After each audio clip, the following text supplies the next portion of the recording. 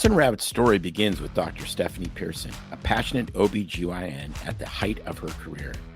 But when a shoulder injury struck during a precipitous delivery, her dreams were shattered, leaving her unable to practice medicine. Determined to make a difference, Stephanie became an advocate for her peers, guiding them through the complex disability process. Alongside insurance expert Scott Ravitz, Stephanie founded Pearson Ravitz, a company determined to approach insurance differently. Together, they set their mission to educate and empower physicians to protect their most valuable asset, their income, and the most important people in their life, their family. Today, Pearson Ravitz serves the medical community in all 50 states. At Pearson Ravitz, they understand the unique concerns of physicians. Physician-founded and physician-focused, Pearson Ravitz builds human connections before they create quotes. Life can change in an instant. It's hard to imagine that a sudden illness or injury could leave you and your family in a devastating financial situation. But with a little planning and guidance, you can prepare for every possibility. Visit PearsonRavitz.com today to schedule your consultation with the Pearson Ravitz advisor. Finally, a source of raw, real, and honest information on healthcare issues that matter most. Welcome to BS Free MD. From the latest medical information to how to stay sane as a doctor or a patient, no subject is taboo, no BS is allowed. Now, let's welcome your hosts, Doctors May and Tim Hindmarsh. Hey everybody, welcome back to another episode of BS Free MD. Tim's got a little bit of a cold, a man cold, he would say, is a bit under the weather, but he's thinking of you. We have this pre-recorded podcast with Coach K, and we're super excited to bring you that this week. Coach K is an amazing guest, a dedicated advocate for holistic health, personal development, and lifelong fitness. Coach K has made a name for herself in the world of coaching, empowering countless individuals to break free from conventional approaches and embrace mindful living. In this episode, Tim and I and Coach K embark on a fascinating journey through the world of coaching and wellness, guided by her profound insights and experiences. We talk about the transformative power, really, of coaching and helping individuals achieve their health and wellness goals. She will also sort of give you some insight and share her personal journey and the pivotal moments that really led her to become a driving force in the world of holistic health. And Tim and I kind of delve deep with her into the core principles, too, that drive her coaching philosophy and discover how she has successfully merged her expertise with our own medical backgrounds to create a holistic approach to wellness. So if you're ready to gain a fresh perspective and listen to some real mindful living stories, personal development, and the transformative power of coaching, you're in the right place. Stay tuned, because we're going to embark on this incredible journey with Coach K right here on BS Free MD. All right, here we are. I'm super excited for this episode. I think Tim is as well, since we get to hang out again and visit with our friend and Coach K, or Kristina, as we call her, who has her own podcast, and we've worked with her one-on-one as our coach last year. So thank you for coming on the show. Yeah, with of course. us, Thank you so Kristina. much for having me. I was super excited when you guys reached out about being on the podcast, and obviously had a great time coaching both of you last year, I think that was. And so, yeah, I'm really excited to connect again. So without going into all of our ups and downs and personal stuff with coaching, which we've done on our own podcast and shared, and that's been fun, we wanted to have you on so that you could talk to our audience about your story and what your how you got into coaching and your background and your podcast. And I listen to your podcast. I love it. I love the guests. I love the whole psychology and mindset training and work that you do, which I learned from last year. So why don't you start by just sharing a little bit with our audience, your background in sport in school growing up and how that got you to where you're Yeah, at today. for sure. That's a big question to start off. So if I get long-winded, you just let me know. But All right. yeah, so I mean, I've been coaching for 10 plus years now, basically my entire professional career, even starting when I was in getting my master's degree as well. And I'll get into that a little bit later in the specifics of that. But my journey with fitness and sports and all that definitely started in childhood. Just like any other kid who played sports, I played tons of sports, but then ended up narrowing it down to basketball and played competitive basketball in high school and through college. But it was in high school where this mindset piece and my passion for psychology, without me even really realizing it, really started. And the reason it started was actually when I was a sophomore in high school, almost without realizing, which I know sounds crazy to even say now, but I ended up very heavy for a 15, 16-year-old. I actually weighed the heaviest that I have as an adult by far. I weighed 208 pounds as a 15-year-old. And I was active. I was an active kid. Like, I played competitive basketball. I was always actually one of the best on my team. And so, like I said, it kind of just happened without me even realizing. I was always being told I was great at basketball and I was doing good things there and all of this, but it almost felt like I woke up one day and realized I was too heavy. And luckily, I had this coach at the time. She was one of the assistant varsity basketball coaches from my high school, and she ran a summer conditioning program. And I would go to these sessions during the summer. It was hot in Sacramento, like 100 plus degrees. We're out there running stadium stairs and running time miles and stuff like that. And I was terrible at this stuff. Like, you put me on a basketball court, I could get the job done, but you make me go run a time mile. And I was running like a 10:30 mile, which at the time was quite a bit slower than a lot of my other teammates.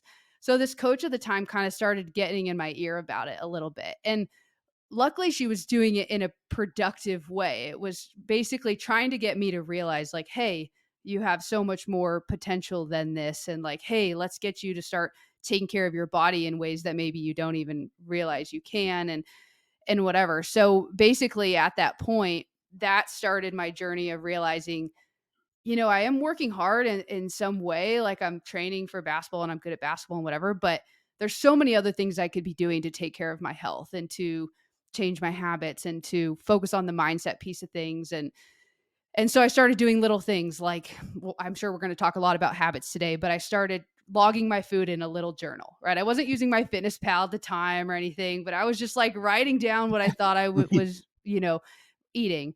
And I would set little challenges for myself. Like, I didn't know a whole lot about nutrition at the time, but I'd be like, okay, this week I'm like not going to eat any cookies, right? Or like this week I'm not going to eat any chips. Or I just started to make all these little small changes.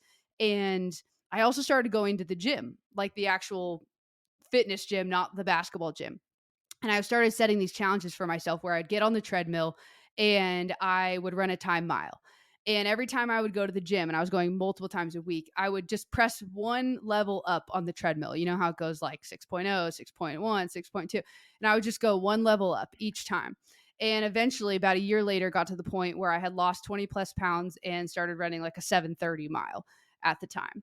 And that just like really started this trajectory for me of realizing there's so much more potential here, right? Like, if I just set my mind to something and I just start taking these small steps, let's see what I can accomplish. And I ended up playing college basketball, worked super, super hard. That work ethic piece kind of transferred over to that. Since I was talking about the time mile, I ended up running an under 6-minute time mile by my senior year of college. So I made huge improvements there.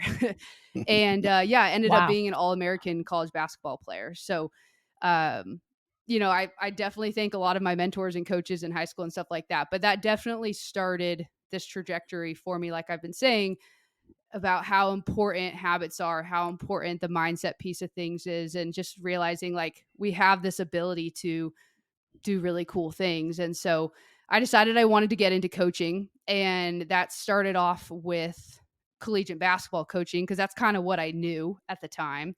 So I went and got my master's in coaching and then spent about 7 years coaching collegiate basketball, including becoming the head women's basketball coach at Lewis and Clark College in Portland, Oregon. And then it was during COVID where I decided to make a little bit of a career change and move into the remote working world, a little bit more of the personal training world. And when I started working for Redefining Strength as a one-on-one fitness and nutrition coach. So that's where I met you guys, obviously. And in that position, I work with clients all over the world and helping them program out their fitness and nutrition programs. So that's what I'm currently doing, along with also my podcast, Making Changes, Breaking Barriers, which I've started. And that's where I really am focusing on that mental side of things, the psychology behind changing our behaviors, getting over roadblocks. And so that's been really fun to have as a little bit of like a passion project and getting to talk about something that I really love. So I want to ask about your high school coach that sort of gave you the wake up call, because we have seen in our practice and in our personal life some really devastating damage done in high school sports. Eating disorders in wrestlers, eating disorders. I had an eating disorder. I mean, May had an eating disorder. We've seen it in our kids' sports. Coaches, you're too slow, you're too fat, like really, really harsh, kind of scary stuff that ultimately, when you see what happens to these people, their performance may increase. They become very neurotic, and then you see them, years later, and they just give up. They're just like, if this is what it means to, be fit and be disciplined, I'm not going to do it. I'll just eat whatever I want. And it's very sad. So what on earth did your coach say that actually encouraged you and didn't damage you? As we know, I mean, being an adolescent is hard, like male, female, whatever. I mean, it is really difficult. Our bodies are changing. Obviously there's tons of self-conscious issues that, all of us went through. Now it's worse with social media. I mean, none of this stuff existed. Me either. May and I mean, we scratched stuff on the walls of caves. Yeah, you guys are old. So yeah, no, I'm kidding. Yes, exactly. So what did she say? He or she say that was like, okay, I'm better than this, or or maybe it wasn't. Maybe it was all Kristina. Well, it sounds like it wasn't. Yeah. I mean, I just. So I'm glad you bring that up, because I do think that that's really important. And I do want to also say that time didn't come without the self-consciousness. And I do definitely remember, I say one day I just kind of woke up and I realized I was heavy. In a sense, that was the case, but I also do remember times where thinking, okay, it's summer, getting into a bathing suit. This feels a little bit less comfortable for me than maybe it does for some of my friends. And there was like a little bit of that, but I think because I did have sports and I was good at sports, that really helped my self-confidence as well, right? So it was probably maybe not as bad as some kids experience it as, but I think there's two parts to this. And I'll actually start with someone that wasn't my coach, and that was actually my parents. And I do think, looking back, that the approach that they took had its pros and cons, because, and I've talked to them about this before, they obviously played a part in me getting that heavy, but at the same time, they also very much allowed me to be in that process on my own with support, if that makes sense. So like when I did start to dial things in, my parents weren't people who were saying like, you need to lose weight, or you're very unhealthy, or like none of that stuff that might really sit with a kid pretty badly. It was very much just like support. Okay, you're wanting to eat healthy. Like, okay, let's see what healthy meals we can incorporate. And, let's see if we can take out some of the unhealthy snacks and stuff like that. But they allowed me to make those changes kind of on my own, which I think in the long run, even to being an adult now, really, really has helped me. When it comes to my coach, I think what was really beneficial there was she always took an approach of, this matters because of your performance. It was always performance based. So it was never so much about the nutrition. She talked to us as a group in general about the nutrition, but it was performance. So it was like, hey, let's see if we can increase this mile time, right? Hey, let's see if we can get you to be in the middle of the pack on these stair runs, or different things like that. Hey, let's see if we can get you to be, at least top 3 in these liners or whatever we were doing. And so I think the performance based part of it really helped me. Obviously, that requires someone is doing something that could be performance based sports or something along those lines. And I think that's actually transferred over to my adult life now. I find if I don't have something to train for, my nutrition quickly starts to go out the window. And I actually love having something to train for. Yeah. Like I Tell love me it. about it. I'm competitive. So like right now I'm actually training for my first ever half Ironman. So we'll see how that goes. It's in October and I've a couple weeks into training. And my nutrition's been great. But when I don't have that, I'm like, oh, let's go drink beers and eat nachos, So that's definitely transferred over. Hey. Yeah. Hey. Guilty. No, no, that's I love that. Definitely putting or changing the shift to the performance and activity is so different than saying that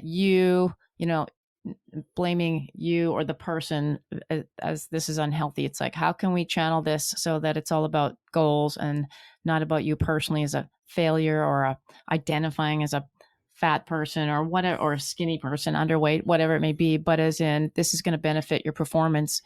And if that's, really meaningful to you, then that translates. It's such a fine balance though, because man, I was just finished reading the audiobook of Mel Robbins' book. I'm going to lose the title of it right now.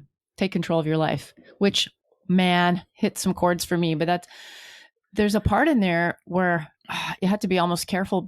And I don't know if you've read her book or know much about it, but it also talks about the perfectionism and kids that get labeled smart, or talented and gifted in academics, and that's all they know.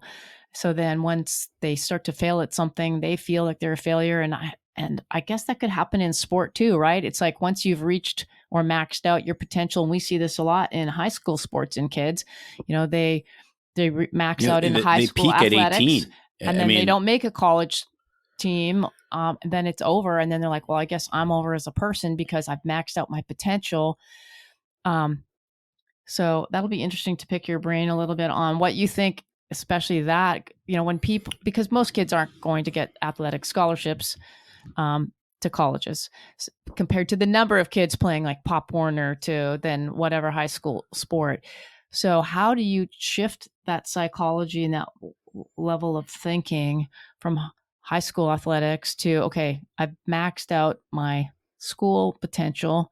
How do I keep this as a lifelong skill in sport and not just identify or lose your identity as a kid where it's all over? Yeah. If that makes sense I've at all. listened to a few of Mel Robbins' podcasts. I have not read her book yet, but I need to do it. It's definitely on my list.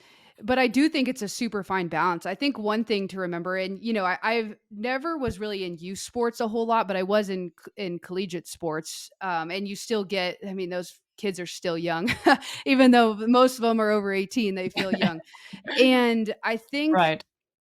It's a very fine balance. And I think one thing that was always very huge for me, even just as a coach in general, is realizing that every kid is a little bit different. And like there may be a kid that wants to wake up at 6 a.m. before school and train with their parent who was also a collegiate athlete, and they're excited about it and they're excited to do it. Maybe they have a day where they're not, but for the most part, like this is something that they want. And so, yeah, let's push them. Let's help them, towards their goals of being in the WNBA or whatever it is. Right.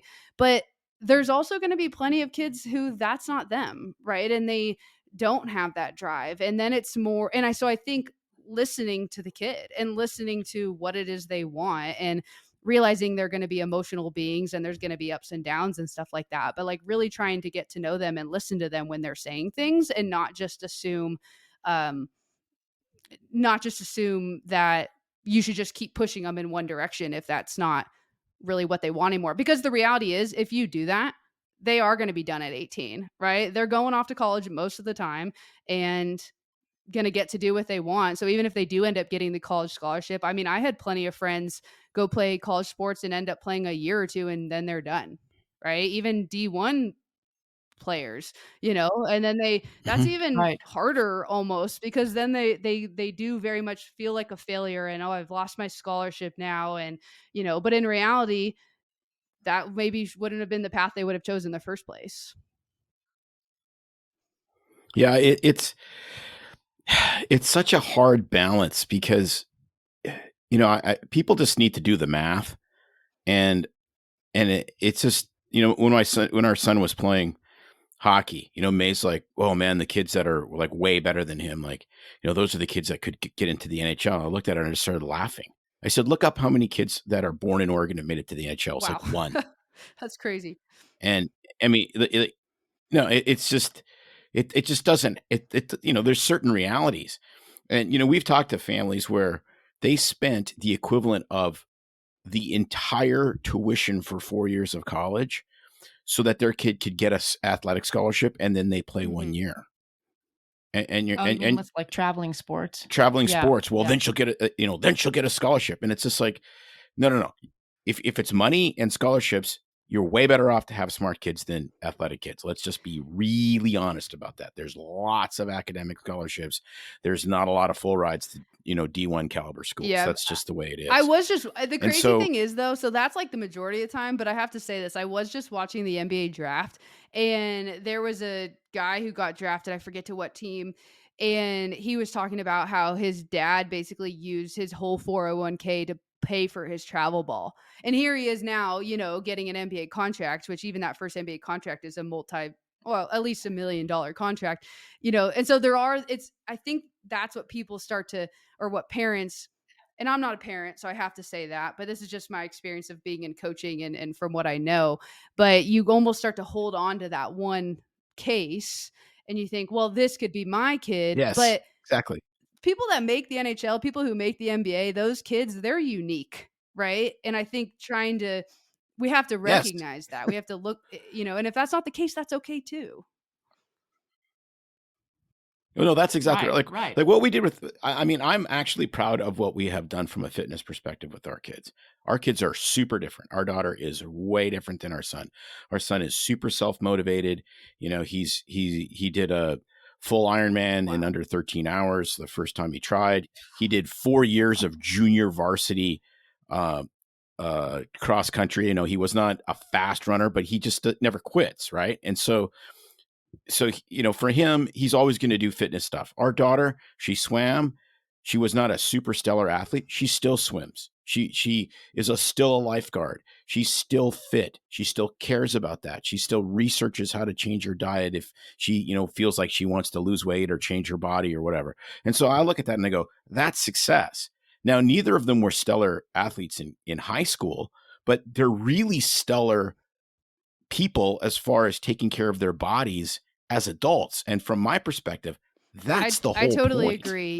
Just to bring it back to high school again, like I had some friends who were the best on their comp soccer team and whatnot, and but and they were parents had them so strict with their nutrition, and then as soon as they go to college and they're on their own, they gain 20, 30, 40 pounds, and their favorite food is cereal. And it's kind of an extreme case, but Oh, yes, so to be able to somehow find that, if you're not that unique one in 100,000 kids who's going to make an NBA, NHL, some sort of professional team, then how can we find a way to make this fitness long lasting so you can be healthy for what is going to be the majority of your life?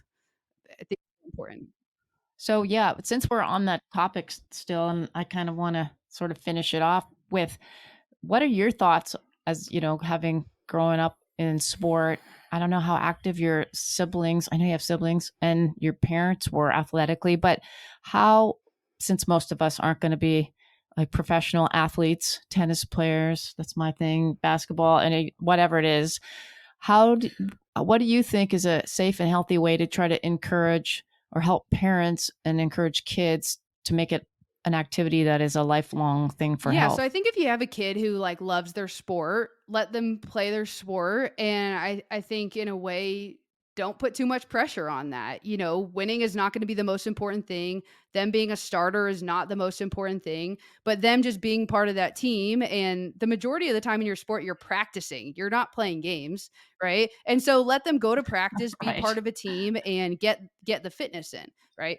If they're not part of a sport, I think getting kids outdoors is huge, because I think there is such an emphasis on team sports, or, those sort of popular high school sports in our society. But I live in a place now in Bend, Oregon, where that isn't the biggest thing. The biggest thing is mountain biking, it's skiing, it's cross country skiing, it's all Yep. these other things. I went to this, this is very new to me, but a criterium for the first time yesterday. They have one locally. I didn't do Oh, it. I wow. went to go watch our friend who was doing it here in Bend. But, there was what looked like 16-year-old boys on their road bikes out there doing that, And so I think just recognizing that there's so many different ways to get that activity and fitness in. And so, yeah, pulling kids away from the TVs and the iPads and stuff like that, I think is huge. I mean, like playing outside, like we Yeah, used to do, exactly. where you're kicked outside. Right. But most of what we do as adults is not, if it's athletics, is not team sports, right? I mean, I know some people that do play pickup leagues in basketball, golf, if you want to call it. It's not really a team sport, but people get together to do it. There's a few others, like I did curling in Canada, but for the most part, as adults, we are doing individual sports in groups. And so, Yeah, I'm just going to call BS, because it is BS for MD on curling. It is super fun. But any sport where in between your turn to throw the rock, you can smoke half a pack of cigarettes is probably not really the activity that we no, promote. come on. That's Smoking and drinking is an advantage in curling. So you can whatever. You can do that. I always mock her you for can that do that stuff. in golf with your Although the cocktails sweeping is quite vigorous. making fun of me, whatever. The sweeping is quite vigorous. Synchronized swimming, however, because I was a state provincial level synchronized swimmer, you can't really do that on your own either. I guess you could, but then it's like a Saturday night live skit, right? Yeah. May grew up in a place like literally people would have a cigarette in their mouth whilst they were sweeping the rock. I think it also depends on people's age, right? So like when you're 30, curling, golfing may not be the activity you need to necessarily keep you totally fit. But when you're 70, if you go and walk a golf course and have a full range of motion on that swing, I would say you're doing pretty good. So I don't know. It might also depend on that. See, I got backing. No, it's exactly. Oh, I mean, golf course about 5 miles. I mean, that's a serious walk. Yeah. It's 5 miles and about 18 beers though. So that's the other side. That's how I would play if I go play. I mean, I don't really go play, but if I got suckered into it, that's what I would be doing. So tell us a little bit about, going from coaching as basketball to now coaching clients in their everyday struggles in life. I mean, obviously it's quite different from coaching a team, but I guess you're still coaching in each individual on the team. What have you sort of taken from that experience coaching basketball and sort of are using in coaching clients? Any thoughts or tips on how you've used that experience? That's a really good question. So a basketball team, luckily, is pretty small when you think about it. I mean, we had anywhere from 11 to, I think actually we had a big team of like 16 one time, but it's small enough, very different from, let's say, a football program where I had a very good relationship or very close relationship with pretty much every member of our team. And so with that, I think one of the strengths that I had, and I had some weaknesses too, but one of the strengths I had as a college basketball coach was I was a player's coach, and I did get to know each person on a personal level. And I really tried to figure out, it takes time, but I tried to figure out what was going to motivate each person, what was going to demotivate each person, what was going to frustrate someone versus what was going to, get them to perform their best. And like I said, that takes time, but I think that really translates over to my clients now. I get given a client in the job that I have right now, and supposedly we're supposed to be a good fit, but there's this whole process, and generally this takes a few weeks of me really trying to dig into all those things I just mentioned. What's going to motivate them? What's not going to motivate them? What's going to help them just to keep going? Because a lot of the times that is what most successful people do, is they just keep going. It's not always going to be perfect, but they never get to a point where they just quit, right? Where they just say, this isn't worth it. Let me just go back to everything I was doing before, which wasn't working, because that's why they came to us in the first place. So really trying to dig into someone as an individual and not just say, this is how we do things. This is how change works. And this either works for you or it doesn't, I think is something that has really transferred over, in basically any coaching role I've had. Yeah, the thing that we find so tough in medicine is it's in the coaching world. People come to you because they want to change, and so you can kind of say, hey, this is what's worked for other people. I'm happy to help you out. I'm glad that you're here. But there's a point where if people just don't want to take your advice, then it's just not going to work, and they can go someplace else. When I see my primary care patients, and I have a small primary care panel, I'm seeing people that have absolutely zero motivation, like none. They're there because their blood sugar is too high, or they're whatever. And so to say to them, we can do all of this without medications, but this is what it's going to take. It means nothing. Like it's like going to, one of the homeless camps and saying, we're going to start an aerobics class, and the first thing we're going to do is take away all of your drugs. It's like, okay, if they were really motivated to change, there's lots of ways to change. And so I don't know if you have any tips. It's like, what do you do for people do you ever work with people that are just essentially entirely disengaged, but are there anyways? I'm like, do they really show up on your doorstep completely disengaged? I can't imagine that, but we could be wrong. I mean, that's always been my frustration. Like, I have a lot of engaged patients, and most people are at least somewhat engaged. And when you throw the bone out there, it's like, we're going to start getting rid of pills. My mission is for you to be off of all medications. They'll perk up. Some people, it's just like, whatever. And I'm just like, we throw a lot of money away in American healthcare on people that are just like shrugging their shoulders. I mean, May showed a video to me yesterday of the heart attack grill, where a guy was literally lifting up he's 380 pounds. He's lifting up his shirt to show his bypass scars as he scarfs down 9,500 calories. I'm like, let's celebrate that. But you shouldn't have health insurance. Really tough question. First of all, I do have to ask, because I'm curious, and I haven't gotten this update from you guys. Are you guys in Florida now, or are you still in Oregon? Okay. No, we are still in Oregon. We are heading down in the fall. So we're still here. We sold our house, moved into tiny house, I call it, in town. Okay. So we are still here, heading there in the fall. So you still have your patients that you've had for a while. Got it. Okay. Mm-hmm. Yeah. Yes, So yes. I'm going to throw something out there, my thoughts, but again, I'm sure you guys have thought of this, and this is your profession, not mine. But if I was getting a client, it's hard to say I would get a client who's totally disengaged, because the way our program works is they are paying a lot of money. So you would have to assume there's like a little bit of motivation there. But if I was getting a client who was on the low end of engagement, and who seems like they're coming to us for some, reason that they're almost being forced to, or something along those lines, I would really try and dig into what they do care about, and I would keep that conversation going for as long as I could. And that would be a something I would be able to do, and maybe you guys wouldn't in the profession that you have. But I would really try and get them to dig into what matters to them, what their priorities are, what a desired future would look like for them, right? Just try and get them to like dream. Hey, say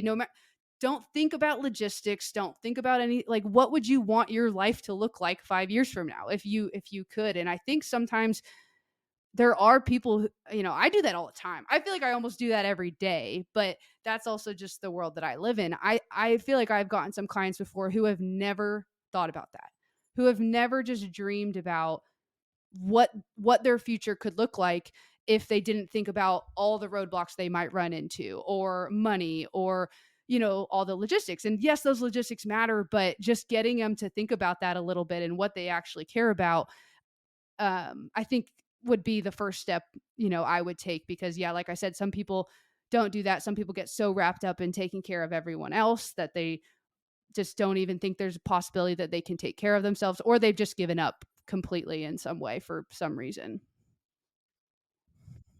I think You know what? I think that is tremendous That's advice. yeah, exactly. It hit home because we did that actually with some financial planning work we did a few years ago. And it's the same thing to start to, even if you can't, if you're so caught up in the day to day of your life that it doesn't matter if it's finances like it was for me, or fitness, if you've never been there, to even just imagine if you had unlimited sort of resources, or if you had unlimited fitness ability to do, just dream. What would you do? What would your like day and your life and your free time and social time and like fitness life look like? Just to imagine that is a brilliant starting point, because I think so many people don't even do that. Yeah, Even intelligent people, not just no. It does. The intelligence part has even nothing to do with this. And even if you are already kind of on a path, sometimes it's helpful to sit down and write it down. Just let your mind wander and dream. Well, what if ultimately, if you could just imagine something else, like a different path or avenue, like what would that look like? Well, but it's interesting because there was a UK study that they did on people in hospice, and they asked them, they collated what was your biggest regret. And these people are, they have 6 months or less left to live, so they are very honest. And the number one thing is, I lived my life based on what I thought other people thought I should do instead of what I actually wanted to do. So I think we're answering the question that you posed, is most people, like the vast majority of people, have no consideration for, where do I want to be in 5 years? What do I really like? Why am I spending money on this thing that's supposed to make me happy when maybe it's really some other things I could use resources for? So it really,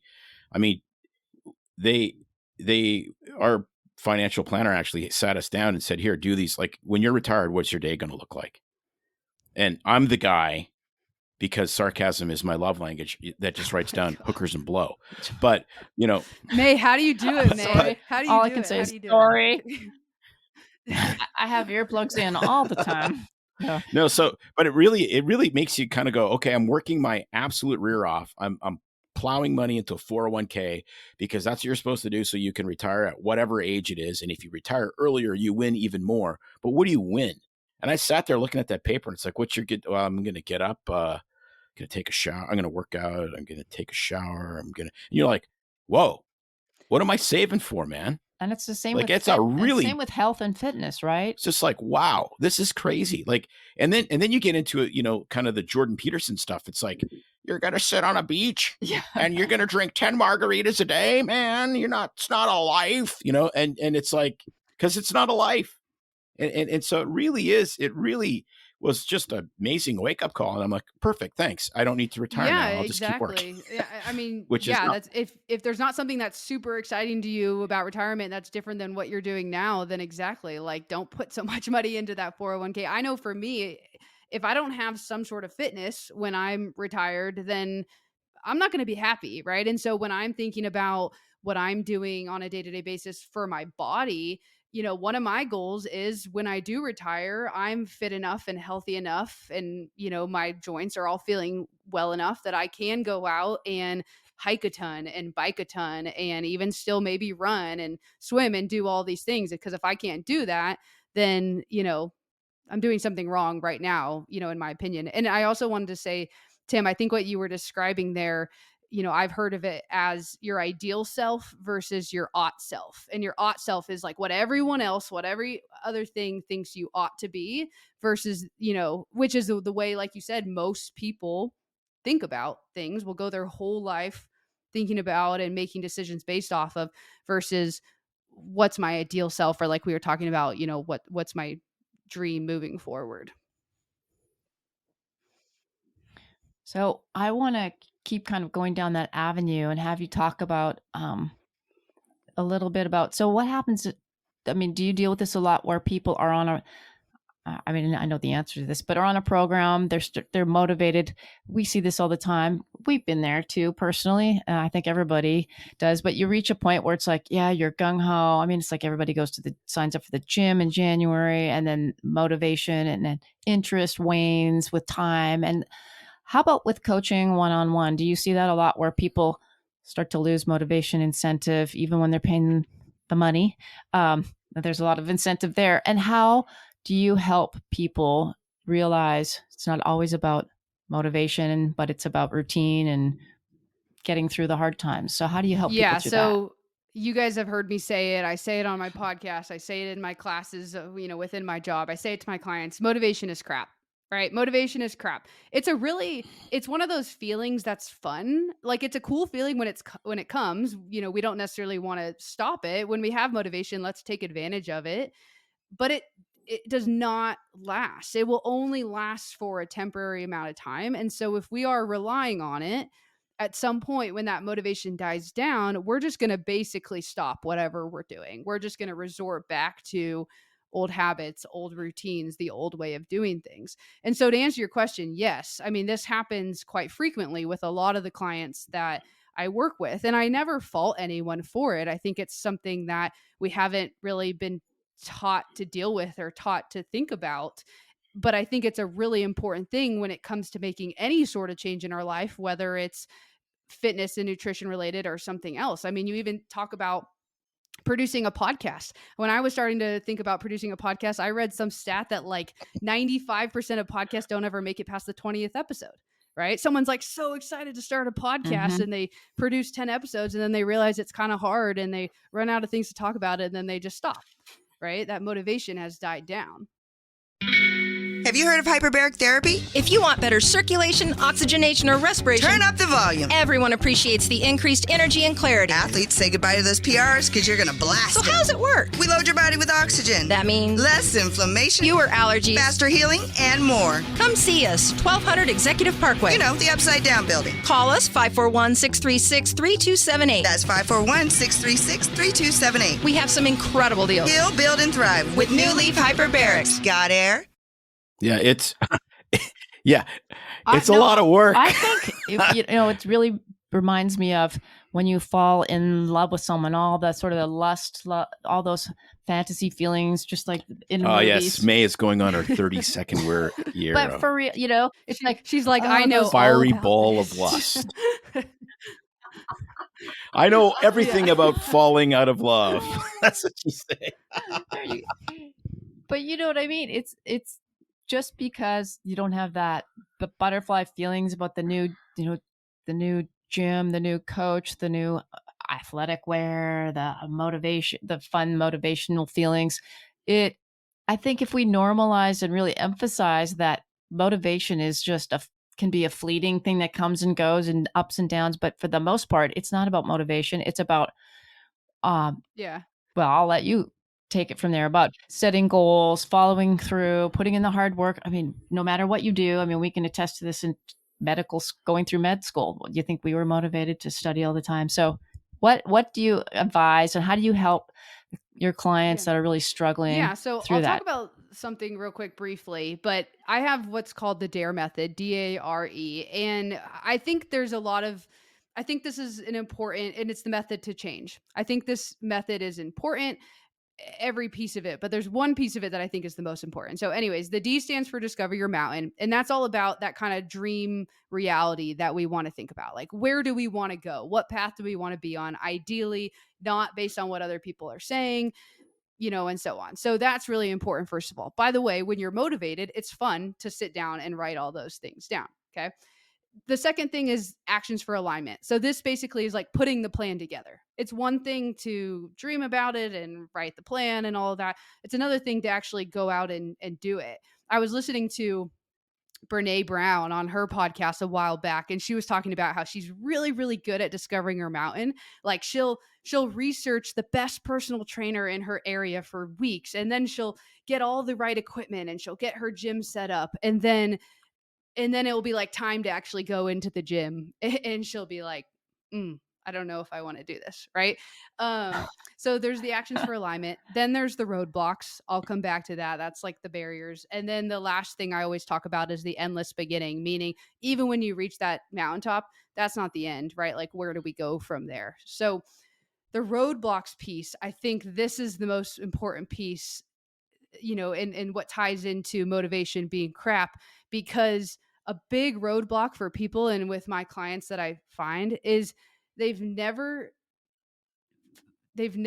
not learned the skill of dedication and commitment to something and how hard that is.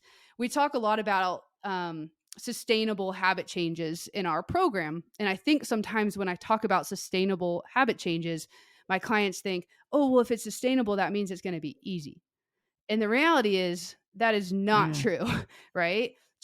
Sustainable means it ends up being something that you just feel like is the right thing to do. So you just keep doing it over and over again because you realize this is the path I want to be on. And this is what's going to make me the healthiest version of myself and all these things.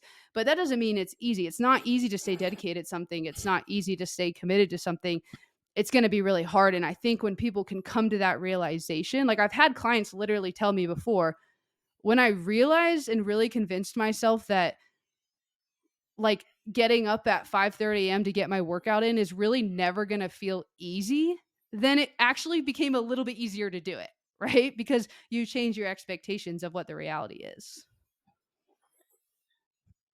Well, that's huge. I love that. No, that's exactly it. I've often thought that what we should do is we should tell people how hard this is.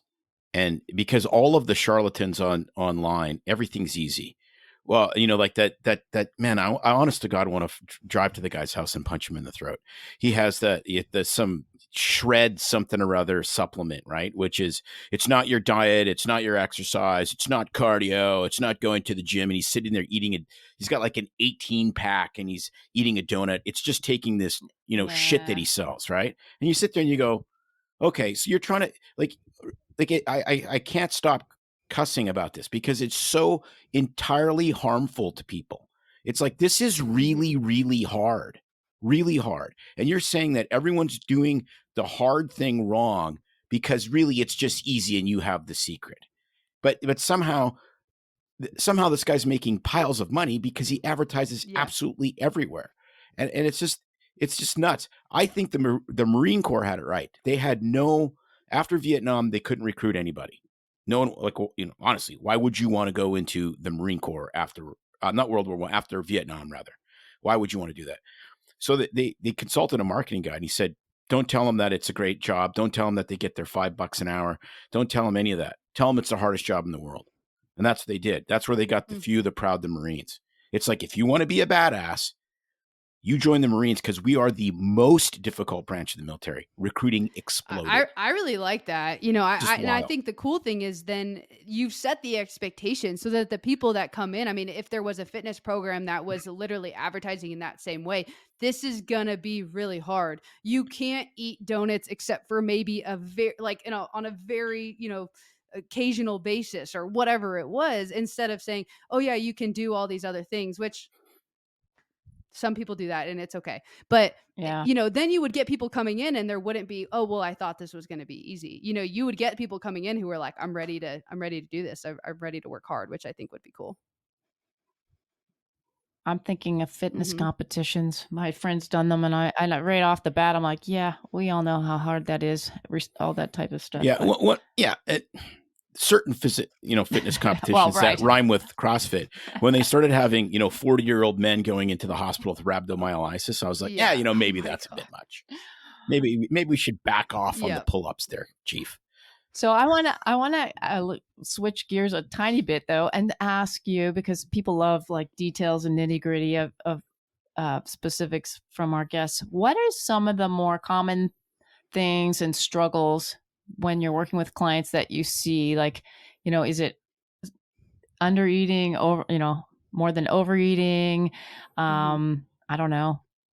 Specific things. Yeah, too much cardio, too little cardio. Tim never believed in stretching for the first 50 years of his life, and now he's starting to see the importance. I still don't really believe. Anyway, the data's not there. The fastest way to flexibility, you can disagree with me, and you're probably right. Let her talk. is exercising in the full range of motion. And that's really critical. If you don't want your back to hurt, No, do I squats. agree. I actually have that as If you're just- personal experience. Before I started doing any mobility, I put, and I actually don't even know if I would recommend this to my clients because I'm not there to watch them, but I kept putting heavier and heavier weight on my back, which put me lower and lower and lower over time. And I actually have a very deep squat now. And now I do mobility work, but I kind of had that deep squat before. So I don't disagree with that to some extent. You weren't that Yeah, person in the gym with the Instagram post that tipped over backwards and got pinned by the barbell. But mobility work is different than just stretching. And I think that's the real critical piece to the puzzle. Yeah. There's activation, there's working out in the full range of motion. And, of course there is some stretching to that, but this idea that you're going to do these stretches and it's going to protect you from injury, there's zero evidence. So, yes, there's a lot more to mobility and staying injury free than just stretching. Especially if someone's just talking about like static stretching, right? There's even a huge difference between a dynamic stretch versus a static stretch. I really love Corey's approach. Corey, for anyone listening, is my boss. She's the owner of Redefining Strength. So we start every routine with a little bit of foam rolling, which can do a variety of things from loosen up a muscle to help a muscle not be overactive. To then we go into a little bit of a dynamic stretch, and then we go into activation. And I think that combination is really important for injury prevention, really being the big one, and helping certain muscles not be overactive when they shouldn't be, which also helps injury prevention. But to answer your question, May, that would be one thing. I get a lot of clients come in, even clients who are training for an Ironman, or clients who have worked out their entire life, who say, this foam rolling, stretching, and activation thing is really different, and I've never done anything like this, something like that. And the reality is they should have been doing it since they were in their teenage years. So that's a huge one, and something that we do have to really work on the mindset of that, like being open to a new way of doing things. And I will say that is one thing that 90% or higher of the time, people in the end say, this was so beneficial, right? And they've stayed consistent with that fitness routine the entire program and didn't get hurt, right? Whereas maybe they would have in another case. Another thing that, probably the biggest thing that I see with the majority of my clients that we end up needing to change is their protein intake.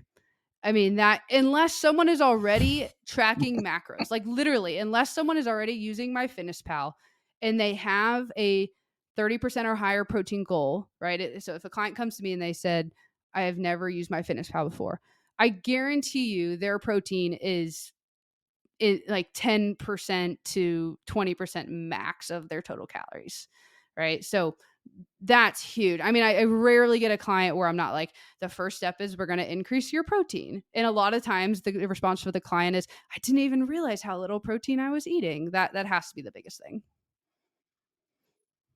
Oh yeah, I know it so well. Because me being a protein lover, and I like meat, and thinking compared to when I watch myself compared to family eat, friends eat, I'm like, wow, I consume a lot of protein. And then you're right, I started tracking with you and I'm like, this is pathetic. No, what a shocker. It's really wild because when you collect data, it opens your eyes, right? It's just data collection, but unless you it's really interesting to travel with people and just observe. Like once you've kind of taken it for granted and, you've counted macros for a while and you understand how much protein you need, and then you watch other people and you go, people eat almost all carbs and fat. It's just unbelievable. It's just, it's, like May's favorite James DeNick. It's like, that's the lethal combination. You can eat nothing but fat and protein and, you can do really well. And I think diabetics do great on keto, especially, et cetera, et cetera. But this super high carbohydrate and super high fat ratio, I actually explained it to a patient yesterday. I said, it's kind of like this. If you have fire and you squirt oxygen on it, you get a massive fire. If you have fire and you squirt hydrogen on it, you get the Hindenburg. If you have two hydrogens and one water and you combine them and you squirt it on the fire, It's And did water your and client puts the understand fire what you were out. saying? So Yeah. yes, because but here's where you're going to understand how skilled I am as a physician. I knew he would understand it, and I picked that Okay, analogy there we because go. he's an Okay, engineer. fair. I thought you were going to say a fireman. No, but he's like, wow, that's really profound. And I'm like, yeah, but there's a lot of people, they wouldn't look get at me it, and they're yeah. like, what's the Hindenburg? Most of the time, I- and there's probably an exception to this I'm not thinking about, but most of the time, if someone is eating higher carb, like I'm thinking about that guy you guys mentioned who you had on your podcast who hikes all the mountains here in Oregon. What's his name again? Yeah, Rocky. I Rocky think he Shore. mentioned on your Yeah. podcast that he was eating maybe like 40% protein, 40% carbs, 20% fat or something like that, right? So most of the time, if your carbs are high, your fat's going to be a little bit lower, right? So those balance each other out a little bit, but it's because you're using those carbs, right? Like you're actively daily using those carbs. And if your fat is low, most of the time there's a lot of other healthy benefits to the carbs you're eating. You're eating fruits, you're eating vegetables, you're eating you know, sweet potatoes. You're not eating pizza, you're not eating french fries, you're not eating, Fruit Loops, nachos, Fruit Loops. those sort of things. So And yeah. That's true. No, well, yeah. And when you exercise, when your average daily calorie output is 13,000 calories, it's a Mhm. little bit different. I mean, and Rocky is a freak. I mean, he is, and he would acknowledge that. But if no one's ever listened to that episode, we'll put it in the show notes. It really is fascinating because the guy will eat 3 extra large pizzas in one sitting, but then he might, Yeah, the devil's in the details. He knows his macros down to the ounce just by looking from years and years and years of practice. So yeah, you get to do that twice a year. You don't get to do that as a lifestyle. Yeah, I wouldn't recommend following him as a place to 2 start your boxes of fitness voodoo journey. donuts at one sitting. Like just thinking about no, that makes and me yeah, throw I up in mean, my like mouth. I have a client right now who has 4 Ironman events this summer and fall. She also eats plant-based. And so yeah, anyways, that combination of the two, I have her sometimes at 40% carbs or 45% carbs, but I mean, she's exercising for 4 to 5 hours a day, so she's using those carbs, which I think is the important thing. So I'm curious about this because we've had so many shows on diet we've had Corey on talk about macros and explain that. We've had carnivore Anthony Chafee who thinks plants are trying to kill you. We've had some other people on Because they are. Life Like Jake, where he actually competed bodybuilding on a plant-based diet. And it's now gone full lion for a while, just eating like a lion. And then we've had immunologists talk about curing your health through plant-based diet and the whole gamut. So we believe, it really is individual. What people have to figure out what works best for their bodies. How do you, as a coach, kind of figure that out if a client's struggling and they don't know what, not just plant versus meat, because that's more on taste and palate, but high fat, low fat. How do you figure that out? Any tips or secrets? Think the biggest thing, and I'll kind of talk about, I don't know how you would describe this in reality, but like the average person, not someone who's climbing mountains every day, not someone who's a professional athlete, I really do believe in macros, but more so I believe in starting by just logging your food, because I think a lot of people don't even, like we were kind of just talking about, don't even realize what they're eating. And so just starting there, like if I get a client who is very confused and doesn't know where to start, just starting with literally having them log their food and start to understand, oh, well, this food has this in it and that food has this amount of fat in it, just starts to give them so much knowledge without even me having to step in. And so that is always, I think, a really important first step for kind of like the average person. And then figuring out the details, like how many calories, what ratio that they should be on, meaning how much fat, protein, carbs, and fats they should be eating.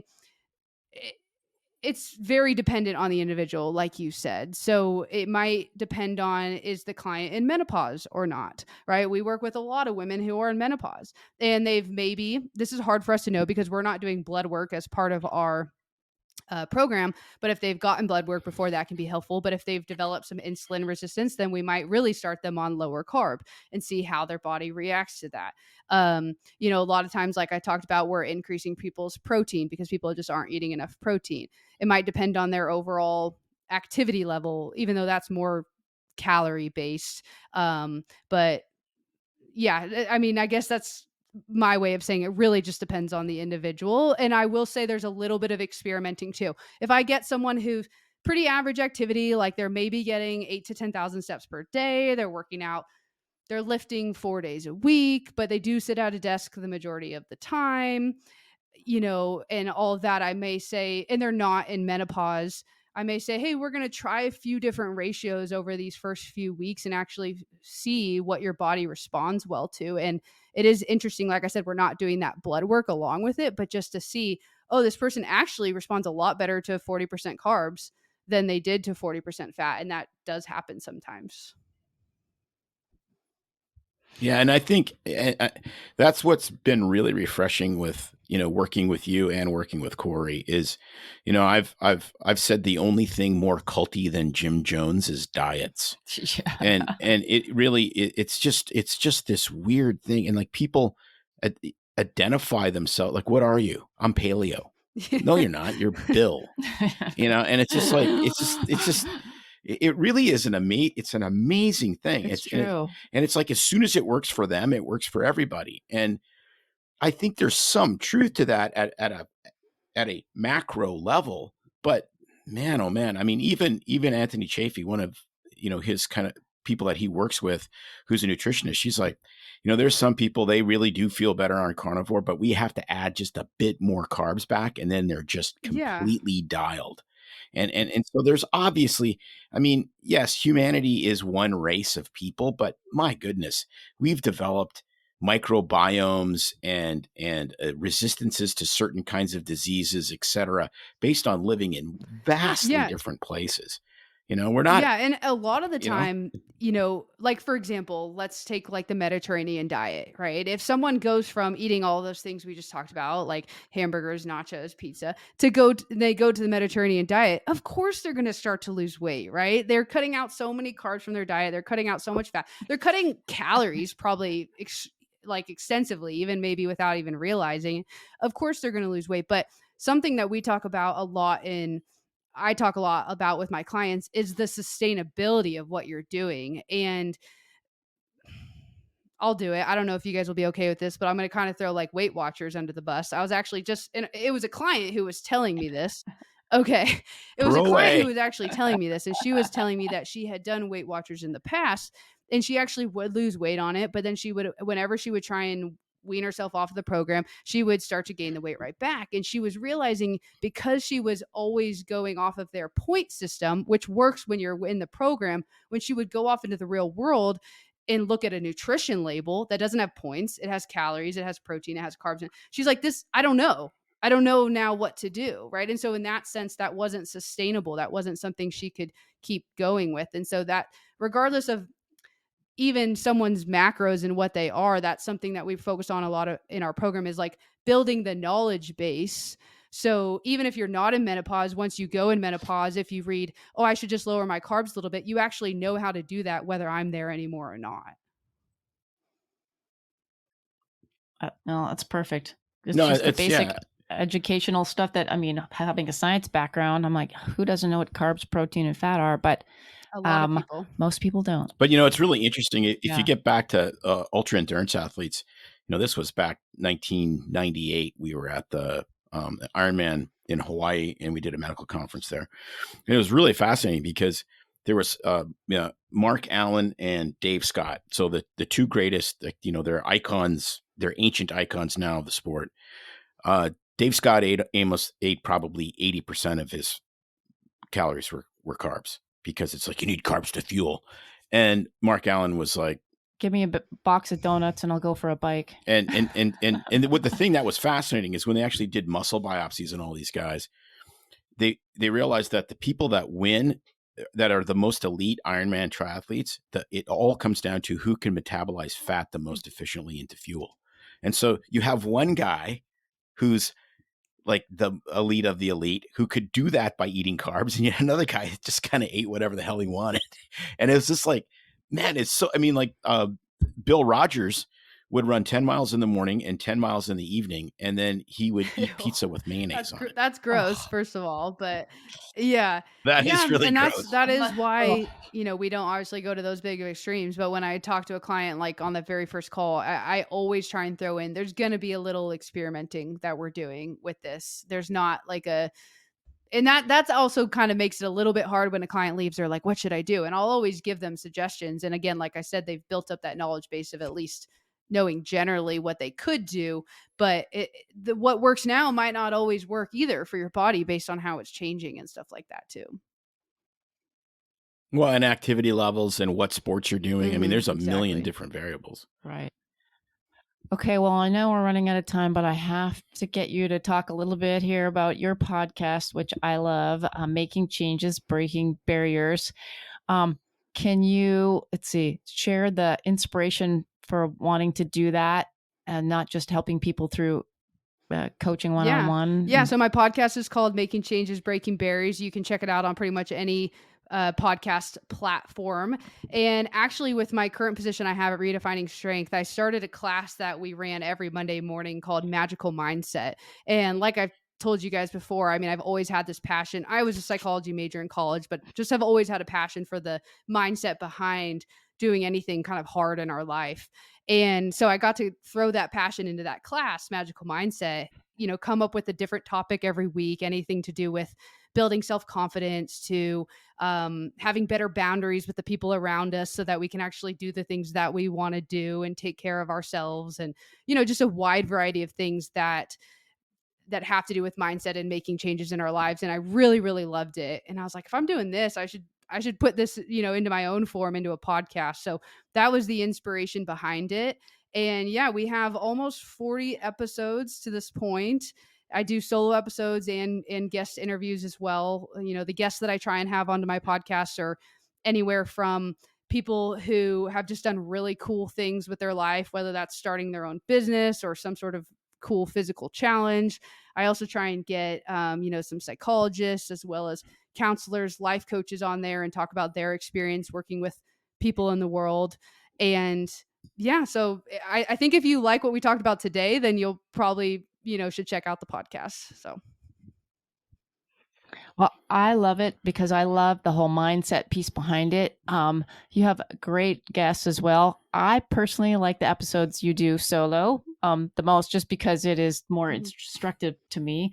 But who would be your favorite guest that you've had on if you had to pick one? Or is that too tough because do you feel like you have to say certain person's name that I'm thinking? I have enjoyed everyone I've had on. I really enjoyed talking to Dr. Adia Gooden. She is a PhD and I feel like I'm a little bit on the spot here, but I just loved that conversation because she was so fun and personable, and I think for an interview she kept it very entertaining and had lots of good things to say about her transition from working at the university system to then finding the motivation and confidence to start her own business. And she's now a public speaker and has a pretty big social media platform. And so that was just a very enjoyable conversation for me personally. Yeah, I'm going to add one more thing from when we were working together, which is trust the system. I think that's really important because you are not going to starve people to death nutritionally. It may be a bit of a challenge at times, especially it is different. Your body is going to change. It's not simple. It's not easy. But people expect this 12, 13, 15 pounds in the first week or two, which is just completely nuts. That's what they, get sold on social media. Trust the system, because I can tell you it works. Oh, I thought you were talking about a podcast episode. You lost me for a second. No, I'm just saying. His brain sometimes. I'm like, hey, Kristina, I'm sure is going, what? No. No, it's just that you really do. That's his you bunny make trail brain. You make changes, and you have to stick. Well, and that's the name of the podcast. Mm-hmm. That's the whole point. Is you're breaking barriers, And that's it. Because if what you were doing worked before, then you Exactly. wouldn't. Exactly. And you I do wouldn't talk be about that on the asking podcast, and I talk about that with my clients all the time, that, and I literally will say that sometimes if it comes to it, like, you joined this program for a reason. What you were doing wasn't working before. And so even if this isn't the perfect journey now, like, let's let's focus on the small wins and see the progress that is actually happening, as even if it isn't exactly like you wanted it to be. Yes, I love it. I find if you add lard ass after, it helps people. Man, be I might really lose my motivated. job. Don't give me that advice. So Yeah. Some people are into that negative reinforcement. I don't know. It's kind of No, sick and twisted. no, but it is weird. Like, people think they can, like, even in business, like, where you have to come alongside your coworkers and coach them. People actually think negative reinforcement is helpful. Yeah, it's it's militant style. It's just You wouldn't weird, do it. man. You're You're not training your dog to not yeah, crap that on might the carpet. be. Does it I might hit nicely. my She's not limit like with no- that as a coach. very So yeah, I'll try and coach each individual like Yeah. they want to be coached. But yeah, that may be a limit for me. So Exactly. So I think I know most of your social media platforms, but I'll let you tell our listeners where to find you, or if they want to work with you, yeah, how to get a so hold of you you. can find me on pretty much all the social media platforms, but my main one, I guess, would be Instagram at Change with Coach K. You can pretty much search Change with Coach K on TikTok, Facebook, YouTube, and you'll find me. I do post my video versions of my podcast on YouTube. So if you search Change with Coach K, you'll find those.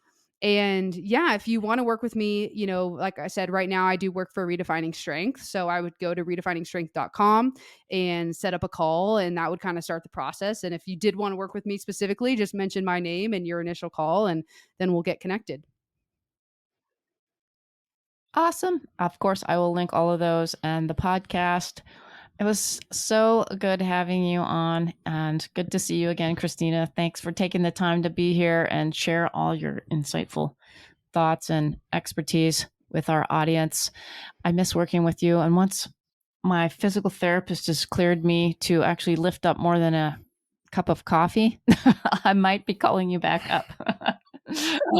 Thank you so much for having me on the podcast. This has been really fun. Both Tim and I want to extend our total gratitude to Coach K for sharing her expertise and experiences with us. It was great and fun talking with her again, and an honor to have her on our show. And if you enjoyed this episode and found value in our conversation, please consider subscribing, leaving a review, or sharing it with your friends and family. Your support helps us continue to bring you valuable, no-nonsense content straight to you via Rumble, YouTube, and the podcast every week. And remember, your health and well-being are valuable assets. Take small steps each day to invest in yourself and your future. We'll see you next week. Oh, but wait, I got to give a shout out of the week. This week's shout out goes to Lariat S. Great guests on our family quiz question this past week. Keep the guesses coming. We'll do one every week from now on, and we appreciate your support and love that you enjoy sticking around for the fun. Thanks again. See you guys next time. Now, a final word from our sponsor. At Pearson Ravitz, they understand that life can change in an instant. It's hard to imagine that a sudden illness, injury, or catastrophic event could put you and your family in a devastating financial situation. Physician-founded and physician-focused, Pearson Ravitz builds human connections before they create quotes. Visit www.pearsonravitz.com today and embark on a journey of safeguarding your future. It's no secret that medicine is a bit, uptight. That's why Tim and I created BS Free MD, to mix things up a little and have fun in the process. Besides, we are having these exact same discussions all the time, so we thought we might as well invite everyone to the party. If you really like us, you can get plenty more, and maybe see one of Tim's cool tattoos on our Instagram or Facebook pages at BS Free MD. See you next time.